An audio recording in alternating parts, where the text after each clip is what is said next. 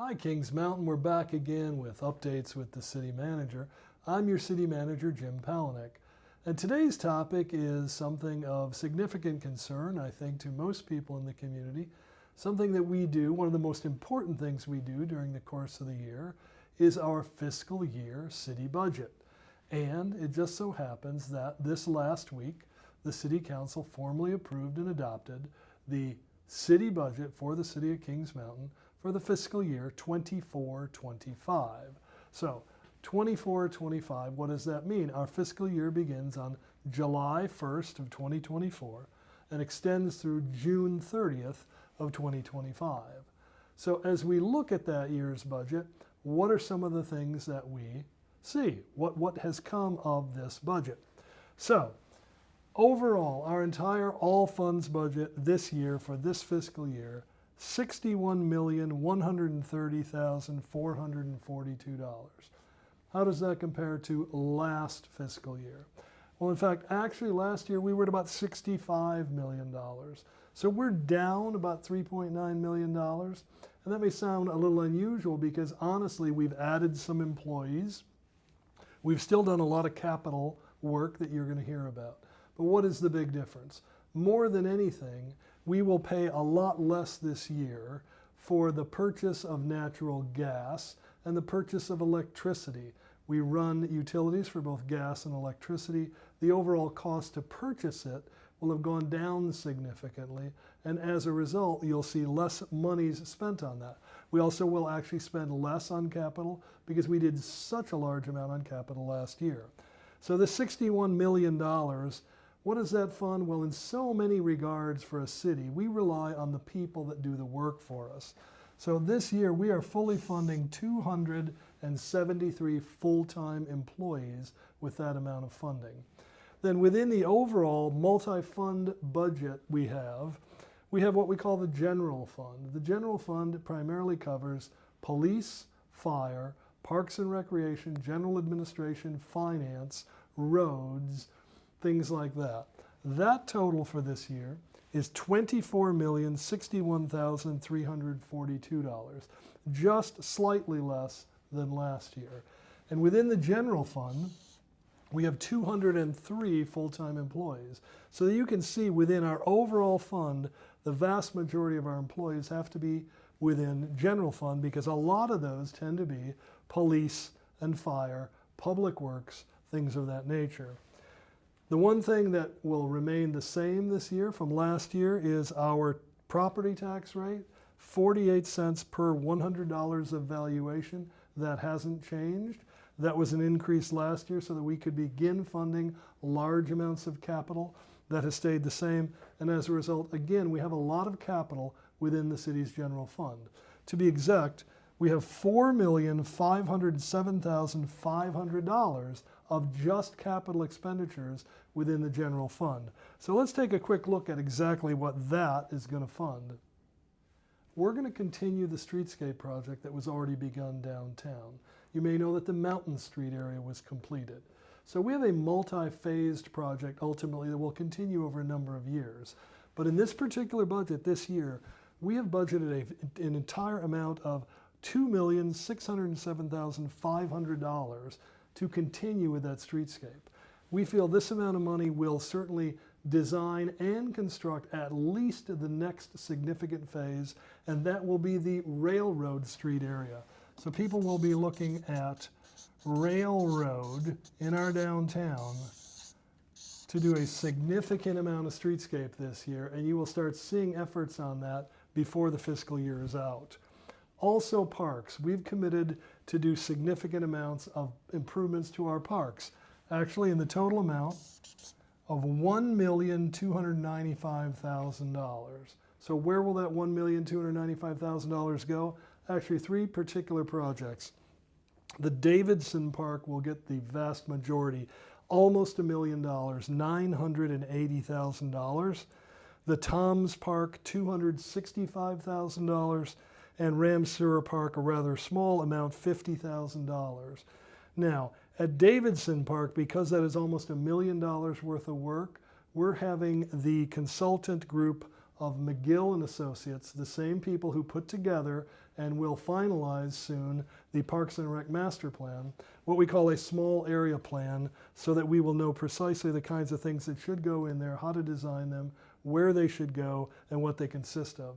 But almost certainly it will include a new play structure, almost certainly a splash pad, probably one or more pickleball courts, a new outdoor basketball court, probably at least a shelter, some walking track, and other improvements. Within the Toms Park, we will fully rebuild and expand the walking track. We'll improve the parking in that area, probably install some barbecue grills, some other small amenities.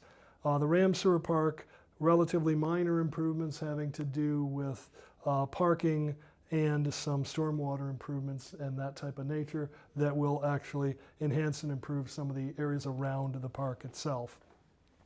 Also, in next year's budget, we fully expect to be improving, remodeling, and actually adding additional space to City Hall. But prior to that, we need to do some design work and understand not only what we can do, but what it will cost. So we have some engineering design work to do. That's $195,000. And then also, many people have heard recently about some of the things going on at Moss Lake Beach. We've raised the fees, we're generating more revenues there, but as a result, there will be more actual enhancements, improvements, and amenities that will serve the citizens of Kings Mountain as a result. And the first thing we expect to do as a result of that is start to bring back the beach and the amenities associated with the beach. So we've budgeted this year $410,000 in capital improvements. We expect that amount to be at least that much each year going forward. And either we will do pay-as-you-go each year, but more likely we will finance a more significant project that will include bringing the beach back, bringing back a nice enhanced bathhouse, restrooms, probably concession stand, areas for parking, amenities for family, fun, so people can go out there and really enjoy that beach again and bring it back as a nice amenity to our community. And in addition to the capital improvements that you see in this budget, a few other highlights that I just wanted to mention. Obviously, we're always concerned about retaining and providing for our employees, those 273 employees that we talked about a little while ago. And this budget includes a 2.5% across the board wage increase for all employees. That begins on July 1st to begin the year, continues throughout the rest of the year. We also funded their Christmas bonus for all employees. That amounts to almost a week's pay for each of the employees. We also do a yearly compensation and classification study so that we know that we are keeping competitive with the market. So we have an outside third-party entity do it, and each year we try to do 1/3 of all our employees, and then whatever that study determines as to bringing them up to some aspect of the market closer than what we are, usually tied to the median so that we're competitive with some of the surrounding communities. It costs us about 3% of payroll, and this year we'll be doing that with Public Works and water employees. And then also in this budget, you may note that we started last year having done our downtown efforts with both marketing and improvements, economic development, focusing on the downtown. We privatized it to a non-for-profit group called KM Forward. This will be the second year of their contract. We're carrying forward the same amount of funding as we did last year, which effectively is a contract for $75,000. They have the opportunity to earn an additional $25,000 so long as they match it in their own fundraising. And then they are in charge of the municipal service district financing, which has to come back to the downtown, and that's in the amount of about $44,000. So about $144,000 makes up the bulk of their budget, assuming then that they match 25, they have 25 from other sources.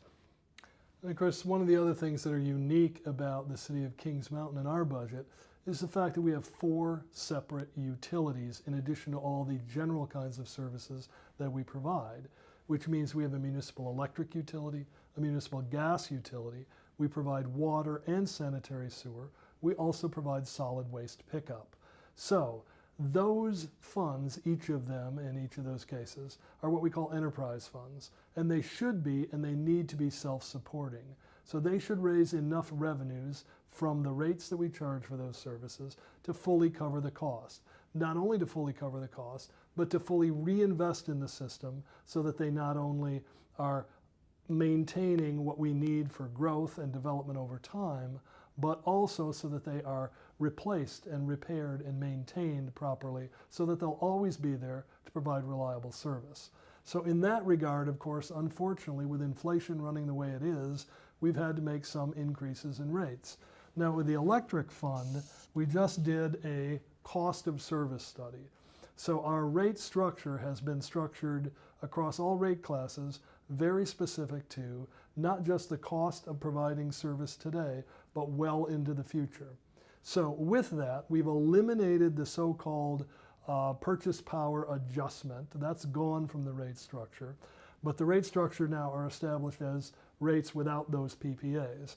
But as a result, we have had to add about 7% in total across all rate classes. Now, some rate classes will go up more, others will be less, but the cumulative effect is that about 7% more will come from rates in order to support the electric utility this year. However, since that purchase power adjustment was eliminated, and if you compare this year's electric rates to when it was its highest about a year and a half ago, these rates will look basically flat or actually go down a little bit. So in that regard, it's not that bad compared to where it was with that higher purchase power adjustment about a year and a half ago. On the water and sewer side, very costly to operate effectively water and sewer systems. We're seeing a 9.75% across the board rate increase this year on your water and sewer bills in order to properly reinvest and maintain those systems. Finally, with regard to solid waste or trash pickup, an additional $1.50 per month is adding it on to a normal residential bill. So it's going from the current $15 a month to $16.50, which is still very, very competitive when you look at the private sector. We still are not fully self-supporting here. This is actually somewhat still subsidized by the general fund. These are fully self-supporting. So that's just a few really brief highlights of this next year's budget. In the end, it's hard to translate all of those numbers into something that you can relate to or see in the community, but certainly, again, look for significant amounts of capital improvements. You're going to see this streetscape work. You're going to see that parks work. You're going to see additional paving that is just a normal part of our every year's budget. You'll see that happening. You'll see a bunch of sidewalk work. We're committed to that as well. You'll see all those 273 employees out there every day, whether they're working in a utility or here in City Hall, providing services, making certain that they're reliable, that you can count on them, that they're safe, that they're available. Obviously, your public safety is important. Our police department, our fire department make up the largest number of the employees that work for the City of Kings Mountain. They do an incredible job.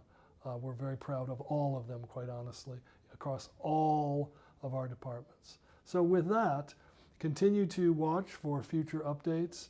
If you have questions about our budget, don't hesitate to ask. And we're going to continue to do everything we can to tell you more in the future, be more transparent, and further communicate not just what the budget looks like, but where your hard-earned taxpayer dollars and where those rates that you pay for your utilities go on a daily basis. So with that, I'm your City Manager, Jim Palenick. I'll be back again next week with updates with the City Manager.